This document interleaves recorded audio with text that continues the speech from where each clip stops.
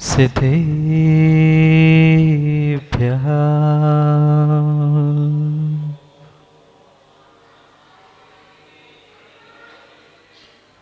श्रीमत्परं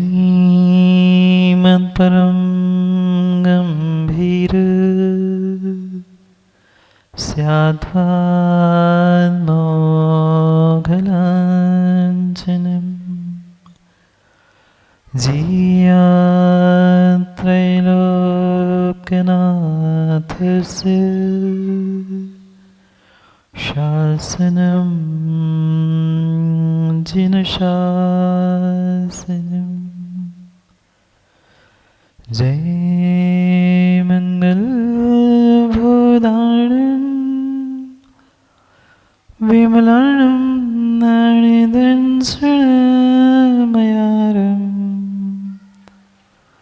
तैलोयसेह्याणं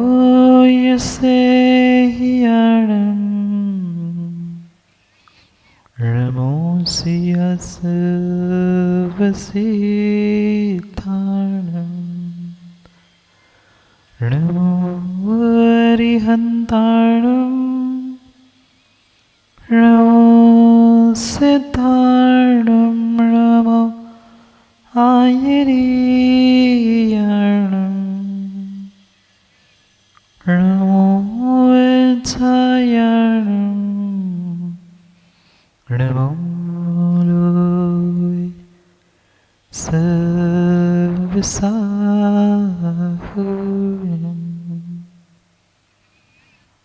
अनंत अनंत परम सिद्ध भगवान की 1800 आदिनाथ भगवान की परम पूज्य आचार्य भगवान कुंद कुंद स्वामी की परम पूज्य आचार्य भगवान पट्टाचार्य संयम पुरुषोत्तम गुरुवर विशुद्ध सागर जी महाराज की सनातन जैन धर्म की पूज्य मुनिवर्षि शिवप्रभ सागर जी महाराज जी की, पूज्य मुनिवर्षि प्रणत सागर जी महाराज जी की, समस्त मुनि संघ की। अंतिम निर्देश वर्धमान स्वामी के शासन में हम सभी विराजते और उनकी ये पावन पीयूष देशना हम सभी के लिए परम उपकारी है। अनादिकाल से हमारी इस आत्मा में जो जन्म जरा और मृत्यु रूपी रोग लगे, उन रोगों का उपशमन करने वाली कोई परम औषधि है तो वह एकमात्र यह जिनवाणी भव्यात्मा। जिनेर भक्ति जिनेर भक्ति जिनेर भक्ति दिने दिने सदा मेस्तु सदा मेस्तु सदा मेस्तु भवे भवे। शायद इन पंक्तियों को आपने कई बार पढ़ा होगा, सुना होगा, और मात्र पढ़ने सुनने से ही नहीं, अपितु इन पंक्तियों को जीवन में उतारने से ही भव भव के दुख, भव भव के संकट और भव भव के कष्ट दूर होने की संभावना है। और शायद इसीलिए आचार्य भगवंतों ने इस पंक्ति को पुनः पुनः दोहराते हुए समझाने का प्रयास किया है कि संसार में अनंत दुखों का अंत करने वाला कोई कार्य है तो जिनेर भक्ति जिनेर भक्ति जिनेर भक्ति। बोलो ना, आप लोगों ने कभी सुना पड़ा नहीं सौदरम जी? जिनेर भक्ति जिनेर भक्ति जिनेर भक्ति। जोर से बोलो थोड़ा सा, ठंड के कारण शायद आवाज़ नहीं निकल रही हो, आवाज़ दब रही है, जम गई है शायद। जैसे आजकल भक्तों की श्रद्धा जम जाती है, ऐसी आवाज़ भी शायद आपकी जम गई है। जिनेर भक्ति जिनेर भक्ति जिनेर भक्ति दिने दिने। किसी एक दिन नहीं, किसी एक घंटा नहीं, दिने दिने। क्योंकि श्रावक के कर्तव्यों में सबसे पहला कर्तव्य अगर आचार्य भगवंतों ने कहा है तो वह देव पूजा कही है। और देव पूजा का अर्थ मात्र जो प्रतिदिन एक थाली से द्रव्य दूसरी थाली में समर्पित करते हैं इतना ही नहीं है। अगर उस देव पूजा में गुरु उपासना में तुम्हारे भीतर किंचित भी भक्ति नहीं है, श्रद्धा समर्पण नहीं है, तो पक्का मानना तुमने की गई क्रिया सार्थक हो नहीं सकती। और ये भी नहीं लिखा कि कभी कभी मौसम देखकर, समय देखकर हम अपने गुरु और प्रभु भक्ति को प्रदर्शित करें। स्पष्ट लिखा है दिने दिने, मतलब प्रतिदिन प्रतिदिन प्रतिदिन प्रतिदिन जिनेंद्र भगवान की भक्ति ही एकमात्र इस अनंत संसार के अनंत दुखों को अंत करने वाली हो सकती है। अन्य कोई साधन है ही नहीं है। ये तो सौभाग्य हुआ करता है उन पुण्यात्मा जीवों का जो उन प्रतिदिन की जिनेंद्र भक्ति पूजन से हटकर कुछ विशेष अनुष्ठानों के माध्यम से अपने आप को उस मोक्ष मार्ग पर लगाने की पहली सीढ़ी समर्पण के साथ जिनेंद्र भगवान की भक्ति करते हैं। और इतना मानकर श्रावक को खुश मत हो जाना कि हमारे लिए ही जिनेंद्र भगवान की पूजा और भक्ति करने का अधिकार है। निर्ग्रंथ मुनिराज बनने के बाद भी स्तुति वंदना रूपी जो आवश्यक निर्ग्रंथ मुनिराजों के कहे हैं उसमें भी सर्वश्रेष्ठ स्थान जिनेंद्र भगवान को ही दिया है। कितनी अद्भुत बात है। जिनेंद्र भगवान कोसों दूर बैठे होते हैं, सैकड़ों दूर बैठे होते हैं, पर मात्र जिनेंद्र भगवान के दर्शन से, एक बार जिनेंद्र भगवान के विधि पूर्वक दर्शन से करोड़ों उपवास का फल मिलता है। देवेंद्र कितने? एक नहीं, दो नहीं, तीन नहीं, करोड़ों उपवास का फल मात्र एक बार जिनेंद्र भगवान के दर्शन करने से मिलता है। आप लोग तो माँ कितनी बार करते हैं? अभी तो 8 दिन में तो सुबह दोपहर शाम 3 बार तो कम से कम दर्शन कर ही रहे हैं। सोचना एक बार के दर्शन के करोड़ों उपवास का फल है। और विधि पूर्वक हमने आज तक जितनी बार दर्शन किया है उतनी बार अगर करोड़ों उपवास का फल मिल चुका होता तो शायद दुख, कष्ट, परेशानी, माँ बोलो ना, नहीं है ना? नहीं है ना कष्ट, दुख? स्वीकार कर पाए नहीं कर पाए, पर सत्यता यही है, जहाँ संसार है वहाँ दुख, कष्ट, परेशानी नियम से है ही है, क्योंकि संसार और दुख दोनों एक साथ ही चलते हैं। इस संसार को और दुखों को नाश करने के लिए अनादि के जितने भी कर्म हैं उन अनादि के कर्मों को टूक करने की, नष्ट करने की अगर शक्ति किसी में है तो जिनेंद्र भगवान की भक्ति, जिनेंद्र भगवान के दर्शन, जिनेंद्र भगवान की पूजन में है। पर आज कितने श्रद्धालु और कितने तथाकथित धर्मात्मा जीव सच्चे भावों के साथ, सच्चे श्रद्धा समर्पण के साथ भगवान की आराधना करना सीख चुके। पूजा तो हर कोई करता है, 100 में से 80-90% श्रावक पूजा करने वाले आप भी करते होंगे ना। पर सोचना, जब एक बार मात्र विधि पूर्वक माँ दर्शन करने से करोड़ों उपवास का फल कहा है, तो विधि पूर्वक पूजा करने का कितने करोड़ों का फल होता होगा? क्या आज तक मिल पाया? नहीं मिला, क्योंकि जिनेंद्र भगवान की भक्ति हो, चाहे निर्ग्रंथ गुरु की भक्ति हो, चाहे जिनवाणी का स्वाध्याय हो, चाहे कोई श्रावक को आवश्यक हो, कहीं न कहीं वहाँ उस राग द्वेष और विषय कषायों की बदबू सर्वत्र देखने के लिए मिल रही है।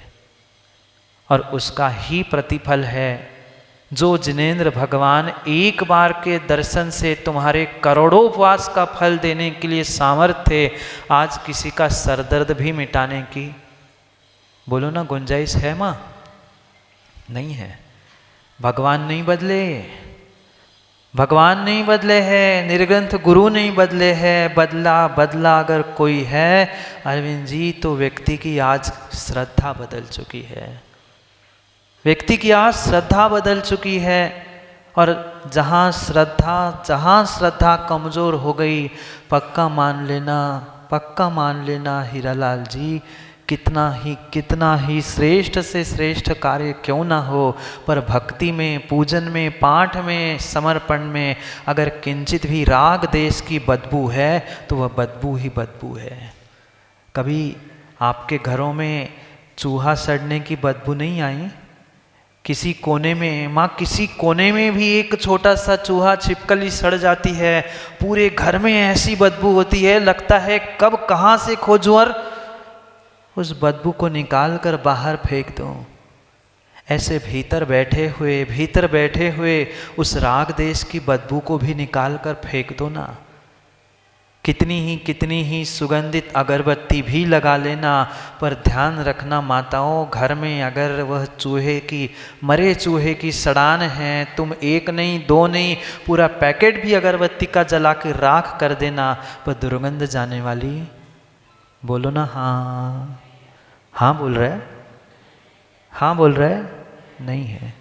जब तक मरे हुए चूहे को निकाल कर फेंक नहीं देते हो, तब तक ध्यान रखना, कितना ही इत्र, फुनेन, चाहे अगरबत्ती, धूप, जो चाहे कर लेना, घर से वह दुर्गंध जाकर सुगंध होने वाली नहीं है।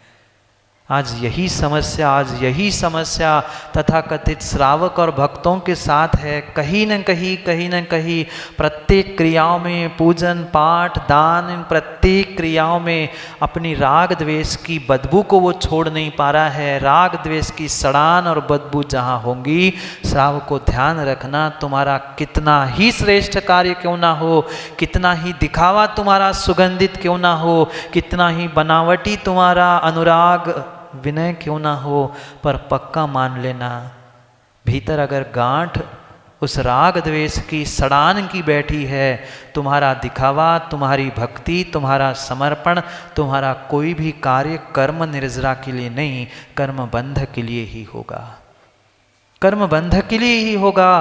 पर क्या करे जीव समझ नहीं पाता। जब कर्म उदय में आता है तो रोने बिलखने के अलावा कुछ भी नहीं कर सकता। ये मत कह देना माँ कि हम तो अनजाने में कर रहे थे, हमें तो ये बात ही नहीं पता थी। क्या राग द्वेष करने से, विषय कषायों को प्राप्त करने से पाप लगता है, कर्माश्रय होता है? ये आप लोग नहीं जानते ना?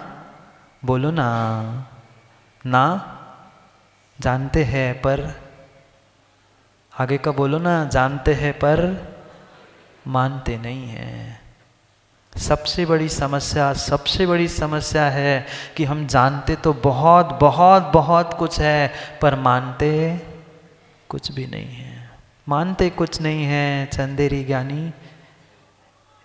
ज्ञानी ये ध्यान रखने की आज आवश्यकता है।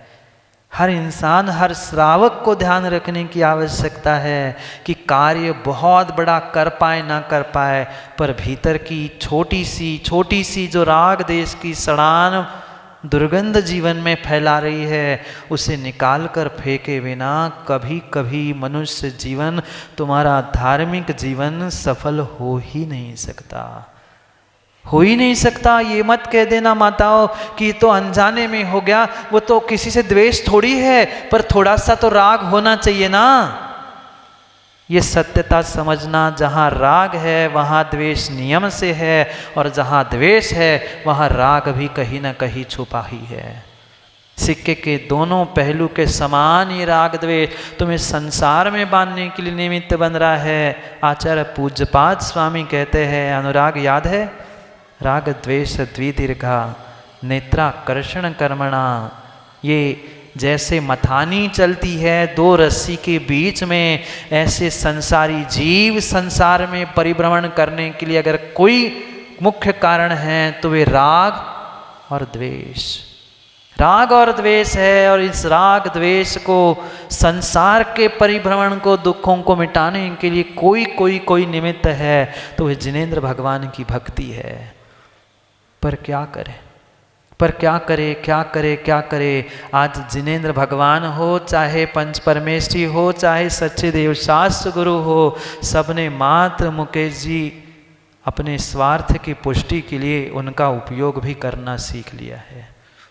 हाँ, भगवान का, गुरु का और जिनवाणी का भी अपने स्वार्थ के बदबूते पर उपयोग कर लेते हैं। स्वार्थ सद गया, काम हो गया, फिर कौन महाराज, कौन भगवान और कौन गुरु, कौन माता पिता, किसी को कोई होश ही नहीं है, किसी को कोई होश नहीं है। जब तीर्थंकर आदिनाथ भगवान की छोटी सी राग की भूल द्वेष में परिवर्तित होते हुए 6 महीने तक, याद है आप लोगों को, 6 महीने तक उन्हें निराहार रहना पड़ा। किसकी बदौलत? कर्मों ने उनके साथ कोई बदला लिया? कर्म जड़ है, कर्म किसी के साथ कोई धोखाधड़ी नहीं करते हैं। सबसे ईमानदार कर्म इस संसार में है, इंसानों से भी ईमानदार और तिर्यंसों से भी ईमानदार ये जड़ कर्म है। ये जड़ कर्म किसी के साथ धोखा नहीं करते हैं। पर ध्यान रखना, जैसे वे बनने वाले तीर्थंकर भी भूल चुके थे कि मेरा कहीं का राग कहीं द्वेष में परिवर्तित हो रहा है। ये भूलने के कारण से तीर्थंकर आदिनाथ भगवान को भी 6 महीने तक निराहार रहना पड़ा। जानते हो? बोलो ना, मानते हो? आप बोलो। नहीं मानते। मात्र मनुष्यों को भोजन समय पे मिले, तिर्यंच अनाज खाना जाए, इतने से इंसानों के, प्रजाजनों के राग में मूषिका क्या लगा लिया। 6 महीने तक उनके भी मुंह पे मूषिका लग गया। अब करो राग, इंसानों से राग कर रहे थे ना, व्यवस्थाएं बना रहे थे ना। मत भूलना। कर्मोदय सबके साथ आता था, आता है और आता रहेगा। ये भीतर की राग द्वेष की सड़ान निकाले बिना तुम्हारा कोई जीवन का कार्य फलीभूत हो ही नहीं सकता। अरे जिनेंद्र भगवान की भक्ति श्रावकों, आपके लिए तो कितने सारे साधन हैं। निर्ग्रंथ मुनिराजों को लिए भक्ति कही, स्तुति वंदना कही, पर उनके पास कोई साधन नहीं। आप सर्वश्रेष्ठ साधनों से जिनेंद्र भगवान की भक्ति, पूजन, पाठ कर सकते हो। पर हम अपने भावों को, अपने श्रद्धान को, अपने समर्पण को कितना संजो पाते हैं। क्या कुछ नहीं है श्रावकों आपके पास। धन दौलत, पैसा, शौहरत सब कुछ है, पर महाराज समय छोड़ के आप जो कहो सब कुछ है। क्यों सौदन? समय छोड़कर सब कुछ है, किसी बात की कमी नहीं है, बस भीतर की श्रद्धान और बाहर के समय की सबके पास कमी है। इतना उत्कृष्ट द्रव्यों के साथ तुम्हें पूजन करने का आदेश आचार्य भगवंतों ने दिया है कि जितनी शक्ति हो उससे पूरी शक्ति समर्पित करते हुए। क्यों? स्वर्गों के वे सौधर्म कुबेर, अभी तो कुछ दिनों के लिए आप सौधर्म कुबेर बने हो। सोचना, ऐसा आगम ग्रंथों में लिखा है, सौधर्म जब नितिन पूजा करता है तो मेरू पर्वत जैसे ढेर वो अकृत्रिम जिन बिंबों के सामने लग जाते हैं।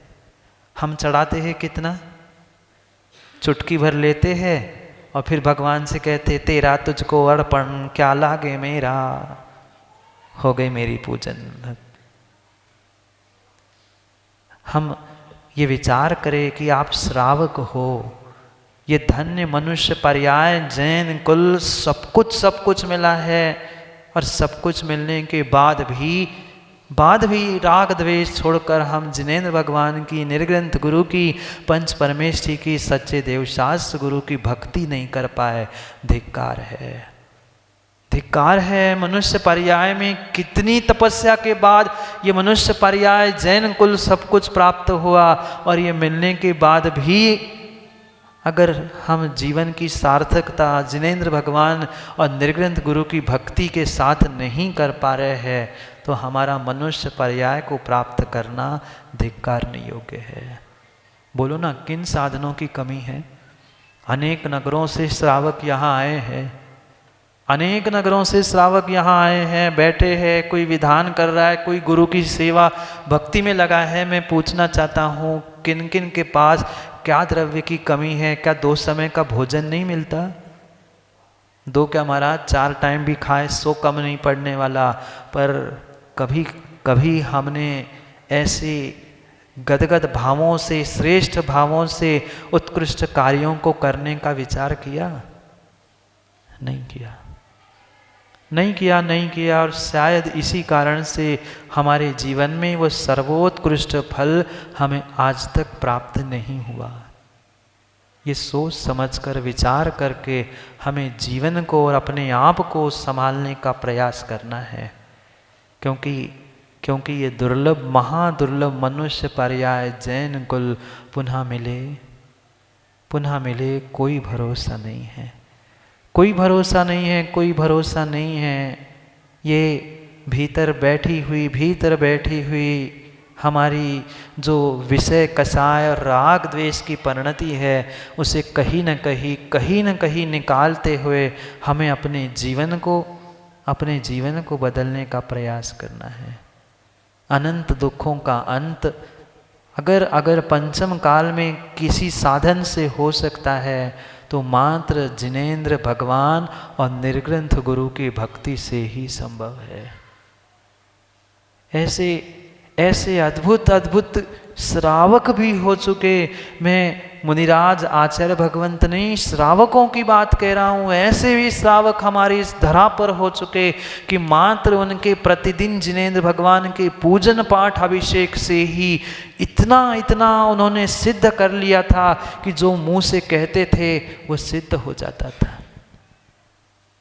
2-3 दिन पहले आचार्य विमल सागर जी की समाधि दिवस के उपलक्ष्य में पंचपहाड़ी पे कार्यक्रम हो रहा था। हीरालाल जी दृष्टांत उनका मैं वहाँ बता चुका, पर आप लोगों के लिए कहना चाहता हूँ। ऐसी उनकी जिनेंद्र भक्ति थी, मात्र श्रावक अवस्था में वे जिनेंद्र भक्ति करते करते ऐसी वचन सिद्धि उन्हें हो गई थी, जो वो वचनों से कहते थे वो सिद्ध हो जाता था। और उनका क्या, हमने तो आंखों देखा है। आचार्य विशुद्ध सागर जी, जिनका इंदौर में पट्टाचार पदारोहण महोत्सव होगा, क्यों अहमदाबाद वालों, हीरालाल जी आप लोग नहीं आओगे ना? आप तो विधान शुरू होने पर आमंत्रित करने आए थे। मैं तो नगरों में जाकर उस पट्टाचार महोत्सव के लिए पहले से सबको सौधर्म आमंत्रित कर रहा हूँ कि गुरुदेव का वह अद्भुत पट्टाचार महोत्सव होना है। अहमदाबाद, ग्वालियर, विदिशा, जहाँ से नगरवासी आए हैं, मैं पहले से ही न्योता दे रहा हूँ। नहीं तो ऐसा मत कहना सौदम, अब महाराज आ ही गए, आ जाओ। मैं तो पहले से ही कह रहा हूँ, चाहे विमल सागर जी हो, चाहे विशुद्ध सागर जी हो। विशुद्ध सागर जी ने भी एक बार अनुराग पूजा करके लौट रहे थे, और लौटते लौटते एक बालक को हाथ पकड़ के माँ किसी डॉक्टर के पास ले जा रही थी। रो रही थी, बिलख रही थी। कई दिनों से कुछ पीड़ा, कुछ कष्ट उस बालक को था। कई डॉक्टर, कई वैद्य, सबको दिखा के दवाई करके देख लिया, पर आराम नहीं मिल रहा था। पूजन पाठ करके जो थाली पूजन के लिए वो राजेंद्र लला, मतलब आचार्य विशुद्ध सागर जी गृहस्थ अवस्था में थे, वो हाथ में पूजन की थाली द्रव्य अपनी लेके जाते थे, क्योंकि कायदा यही है, स्वयं की द्रव्य स्वयं के हाथों से ले जाकर उससे ही पूजा होती है। और पूजा होने के बाद कभी जो आजकल आप पूरा डिब्बा और पूरी थाली चढ़ाते हैं ना माता, कभी पूरी थाली पूरी डिब्बा पूरा खाली करके नहीं आना पड़ता। वे भी पूजा करके लौट रहे थे। शेषाक्षत जो मांगलिक होते हैं, कुछ शेषाक्षत और कुछ द्रव्य वो वापिस ले आ रहे थे। वो निर्माल्य नहीं है। आजकल के विद्वान उसे निर्माल्य कहने लगे। वो निर्माल्य नहीं है, जो चढ़ाया जाता है वो निर्माल्य है। थाली में बचा हुआ शेषाक्षत कहा जाता है। पद्म पुराण जैसे ग्रंथों में उसकी बहुत मांगलिक विधि समझाई है। वो द्रव्य वापस लेके आए थे। कुछ 1-2 इलायची बची होगी और कुछ चावल बचे थे। लौट के आ रहे थे और अब वो माँ सामने से मिल गई। गांव छोटा सा था, रूर, हर कोई जानता था ये धर्मात्मा है। और प्रतिदिन पूजा पाठ करने जाने वाले, धोती दुपट्टा पहन के जाने वाले उस बालक को देखकर सबकी श्रद्धा उमड़ती थी। चाहे ठंड हो, गर्म हो, जैसा मौसम हो, प्रतिदिन धोती दुपट्टा पहनकर वो बालक पूजन करने जाता। लौटते हुए वो माँ मिल गई, रो रही थी। राजेंद्र लला ने पूछा, क्या हो गया माँ, आप क्यों ऐसी रो रही है, बिलख रही है, बालक भी आपका रो रहा है, बात क्या है? माँ ने अपनी पूरी बात कह दी। ऐसी ऐसी स्थिति है, ये बीमारी है, ये ठीक नहीं हो पा रहा है, सब दवाई कर ले। जो पूजन की थाली में 2 इलायची बची थी, 2 इलायची उन्होंने उठाई, नमोकार मंत्र पढ़ा। राजेंद्र लला ने उस माँ से कह दिया कि जाओ ये बेटे को खिला देना, ये बेटे को खिला देना, उसकी तकलीफ, उसका दर्द ठीक हो जाएगा। कोई माँ जादू टोटका नहीं था। मैं जिनेंद्र भगवान की भक्ति का प्रताप बता रहा हूँ। और भक्ति से वचन सिद्धि और कार्य की कैसी सिद्धि होती है, ये कहने का मुख्य उद्देश्य समझ लेना कि प्रतिदिन पूजन करने वाला कोई 25-30 वर्ष का युवा नहीं, 14-15 साल का वह किशोर बालक वह इलायची उठा के नमोकार मंत्र पढ़ के देता है।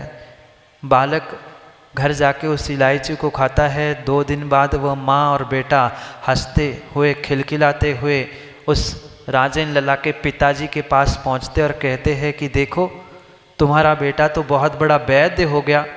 कई सारे डॉक्टरों को दिखाकर मेरा बेटा ठीक नहीं हो पाया था, तुम्हारे बेटे के 2 इलायची से ही मेरा बेटा ठीक हो गया। ये मात्र इलायची का ही नहीं, वे पट्टाचार्य विशुद्ध सागर जी की जिनेंद्र भक्ति का ही फल था कि 2 इलायची से ही वह रोगी व्यक्ति भी ठीक हो गया। ये तो छोटा सा रोग है, ये तो छोटा सा रोग है। ज्ञानियों, जन्म जरा मृत्यु जैसे रोग मिटाने की शक्ति अगर किसी में है तो ये जिनेंद्र भगवान की भक्ति में है, जिनेंद्र भगवान की भक्ति में है। जिनेंद्र भगवान की भक्ति एकमात्र ऐसा साधन है जो संसार के अनंत दुखों का अंत करने की पूरी संभावना है। पर माताओं और श्रावकों, ध्यान रखना, अगर इस जिनेंद्र भगवान की निर्ग्रंथ गुरु की पंच परमेष्ठी की भक्ति में भी अगर कहीं राग द्वेष की गंदगी है, राग द्वेष की सड़ान है, तो कभी ये जिनेंद्र भक्ति कल्याणकारी हो नहीं सकती। ये ध्यान रखना। 24 तीर्थंकर हमारे यहाँ समान हैं। भले ही आदिनाथ सबसे पहले तीर्थंकर बने थे, पर वे महावीर से कभी किसी प्रकार से ये नहीं कहा जा सकता कि वे महावीर भगवान 24वें नंबर के हैं, कोई छोटे हैं कि ये बड़े हैं। आज कैसी ही व्याख्या और कैसी परिभाषा भी क्यों ना हो, पर सत्यता यही है। बताना क्या 24 तीर्थंकरों में से आदिनाथ भगवान के कुछ विशेष गुण नीलेश भैया जी और महावीर भगवान के कुछ कम गुण थे?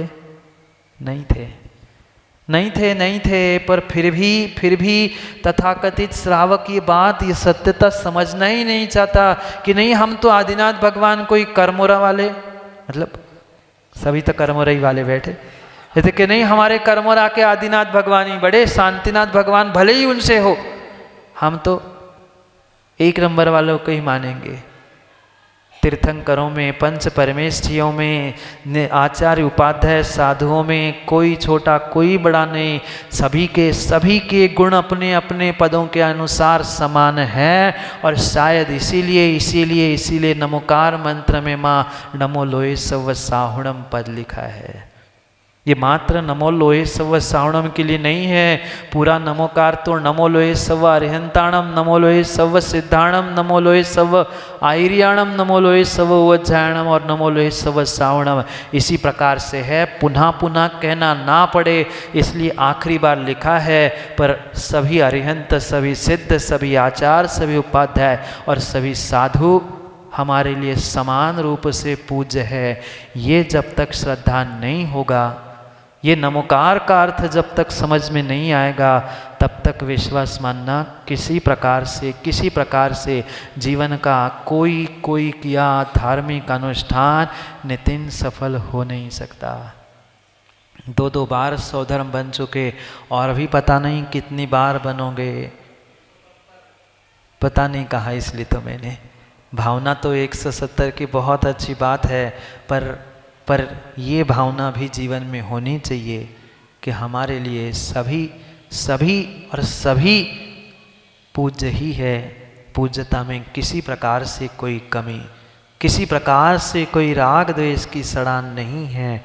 तो पक्का मानना तुम्हारा इस पर्याय में, मनुष्य पर्याय में सौधर्म बनना तुम्हारे लिए अगले पर्याय में सौधर्म बनने के लिए निमित्त बन सकता है। नहीं तो